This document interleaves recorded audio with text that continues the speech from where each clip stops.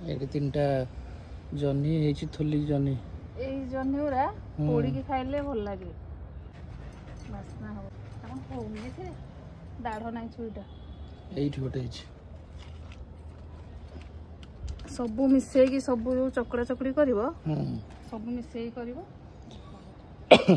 ଏତ ହାତରେ ଛିଡ଼ି ଯାଉଛି ବାପା କଣ ଛୁରୀ ଦେଇଛନ୍ତି ମ ଏଇଠି ଗୋଟେ ବାସ୍ ଏଠି ଝୁଡୁଙ୍ଗ ବି ହେଇଛି ନାଲି ଝୁଡୁଙ୍ଗ